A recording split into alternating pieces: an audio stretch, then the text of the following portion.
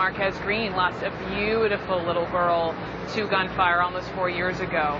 This little girl, her beloved 6-year-old daughter, Anna, who was one of 20 children murdered inside of Sandy Hook Elementary School on that dreadful December day back in 2012 when Anna's mother heard about the Orlando tragedy. It was horrendous. She started to relive it, the calls that the families received. Just imagine.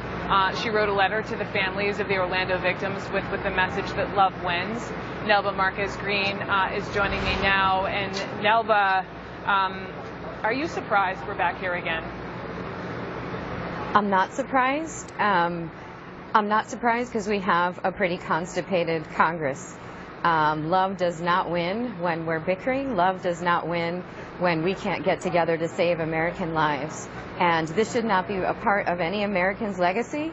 It shouldn't be a part of any president's legacy to do what he's doing in Orlando today, what he did in Charlotte, and what he's done in Sandy Hook and many other communities.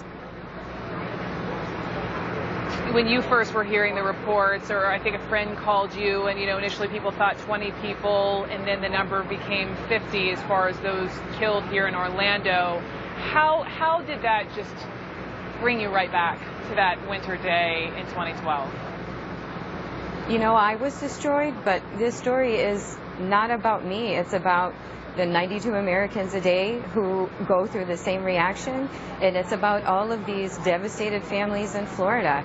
I am incredibly angry at the number of senators and officials who looked at me in the face when we went to Washington after Sandy Hook and said, there is nothing we can do. Marco Rubio being one of them. And now disaster is at his doorstep.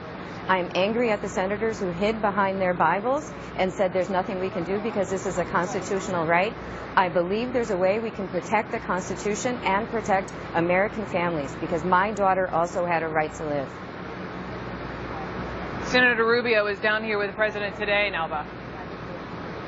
And you know what I have to say to him? I have to say, Senator Rubio, you looked in my face and told me there was nothing you can do about gun responsibility because you were voting for immigration. And now look what has happened at your door. I compel you to join us, to join the movement, to be on the right side of history, to pray and act. Because yes, we believe in the power of prayer, but we believe in the power of prayer along with action.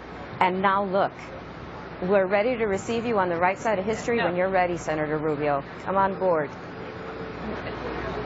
No, but just quick final question. As a mother, is there anything you can say to those listening who lost loved ones here in Orlando? I mean, 4 years later, does it get any better?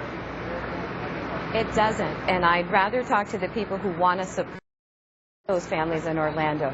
Please text 64433 and text Disarm Hate and text your senators and tell them that you want change in our gun laws.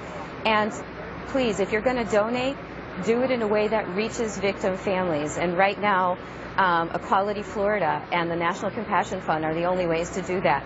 Make sure your money, your hard-earned dollars, go to victim families and not to support people who aren't really supporting victims.